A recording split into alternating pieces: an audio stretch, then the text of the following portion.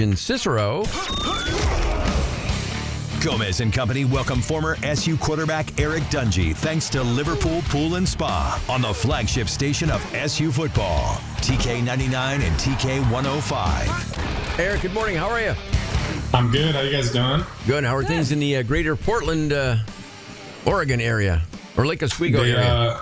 They're rainy. The rain is back. Every day is gloomy now, and the rain is continuing to fall. But things are going good. Excited for Thanksgiving coming up. Going to spend some nice time out in Denver with my family, and it's gonna be fun. I think it's one of my favorite holidays. Getting to eat whatever you want and having all that food and all that family time.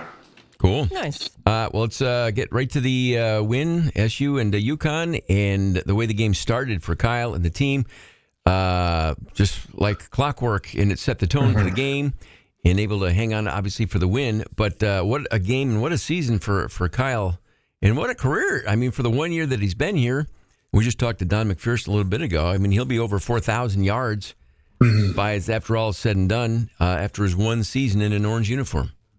Yeah, it's truly impressive what he's been able to do in his first year here, and the numbers that he's put up consistently day in and day out, and just the leadership that he has from his teammates and all the respect that he has. And it's not just one guy or two guys that are getting the ball. It's every week it's a new receiver. So he's really able to fit this offense, and he's taking what the defense has given him, and he's making all the right reads. His decision making has been phenomenal. There was just one game, the hyperbole there with Pittsburgh, where just seemed like everything was going wrong, but other than that, he's been able to bounce back. I mean, 470 yards. It's just an impressive thing that he's been able to do. He's just been getting better and better, and it's for a first-year coach, first-year quarterback to go 8-3, have a chance at 9-3, and a huge game coming up here against Miami. It's exciting, and you just got to tip your cap to the kid.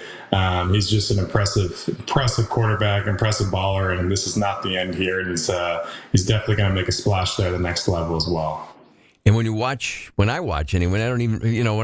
Eric, like slow motion replays, I don't really know what I'm looking at. I just enjoy watching it. You do, obviously, as far as more of the intricacies, but just noticing his footwork, dropping back for a pass and a couple of quick steps to the left or right or whatever to create a little space and a better angle for the pass. I mean, just some of the little subtle things in those decisions that are made in, a half a second. You can tell, especially I can, in slow motion, how good he is. Oh, definitely. And he makes it look easy. Quarterback is not easy, but when you're watching as a fan, he makes it look, so simple. And that's when you're functioning at such a high level. And obviously he had a lot of success over there at Ohio State, and they kind of took him for granted. And then he came here in a whole different offense. I think a great quarterback is able to go make a difference at, whatever team it may be. And that's what he's been able to do.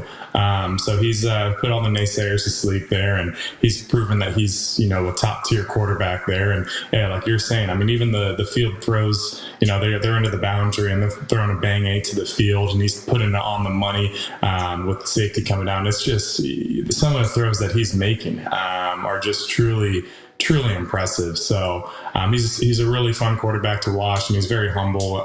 He's going to be a great leader. So he's got that maturity to him that you can definitely tell is going to take him very far at the next level. Are some of these things just part of his personality, part of who he's been his entire life, and they're just tweaking it and sort of massaging it and bringing it out? I mean, that's what talent is, right? But I mean, don't you feel like some of these things were part of you even in childhood? And, in your case too, you were, what were you like as a 10-year-old? Are these just things that they're bringing out of him along with working on skills? Just thinking about that. Yeah, I think it's just the it factor. I think that's just what he has. It obviously started from a young age for him, and it's carried over. And now, I think adversity shows a true man's character, and that's been him throughout the season. They face adversity, and he's always found a way to come out on top. So I think it's just been a long line of his success, and he's been putting in that work, and it's obvious. So it's just I'm just very happy for Kyle. I just think he's what Syracuse and what a culture wants to build around, and hopefully for the years to come, we can have a quarterback that can follow in his footsteps. He's a true signal caller. He's a true playmaker, and he's a true leader. So it's like I said, you just got to tip your cap, and it's just a congratulations. And I just hope that we can get it done here against Miami so he can finish off this phenomenal season. We talked last week. Kyle was in the studio and about when he was a kid. He was like all you guys. He was a football nerd, and he had jerseys. He had a jersey from every team that he wore to school when he was a kid. Did you do the same? Like, what were your jerseys? Because he had a bunch of just kind of random ones. He just liked wearing a football jersey. What were your go-tos back in that day? Yeah, I was the same thing. It was all the Nike, the slogan shirts. I don't know if you remember those. And then also I was from Minnesota when I was very young, so I was a huge Timberwolves fan, huge Wild fan, a huge Vikings fan. So I had the Dante Culpeppers, the Brett Favre's, the Kevin Garnett's. I was a huge Minnesota fan at the time, so I was always wearing Minnesota gear. Speaking of the Vikings, they won yesterday at the Chicago's. I know you watch a lot of NFL, and just to show how hard it is to win on the road, here's the Minnesota Vikings, who have been, I couldn't tell you the year they came into an existence as a franchise, but that's the first time they've ever won 3 straight away games, which doesn't happen a whole lot where teams have to go on the road 3 weeks in a row. But they won all 3 of the games. That's the first time in their team history they've ever been able to do that, but that shows you how hard it is to win on the road.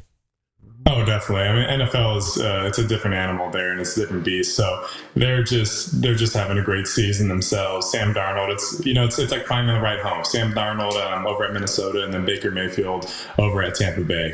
Just making sure that you're finding the right home, finding the right system, and finding a place where you can be you. And I feel like those places have let their quarterbacks do that, and they're just letting them play free, and you see the outcomes of that. So I think it's just thinking in the future here for Kyle. Hopefully, he can find a place that lets him be him, and continue to make those decisions, and they'll build an offense around him and what he's been able to do. But he's shown that he's adaptable to these changes, whether it's the Ohio State offense he's running or the Syracuse offense. He's able to put up those numbers that you're just like, wow.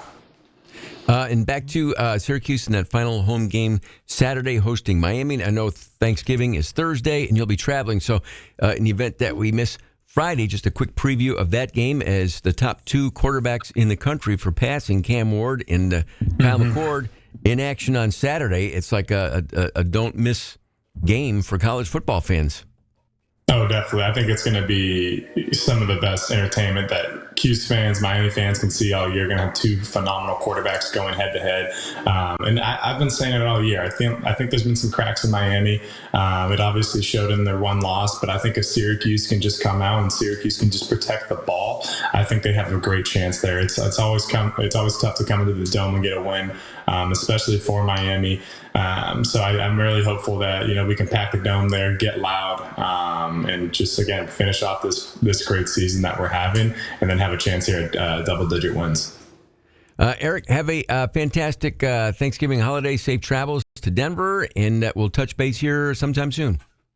Thanks, guys. Everyone.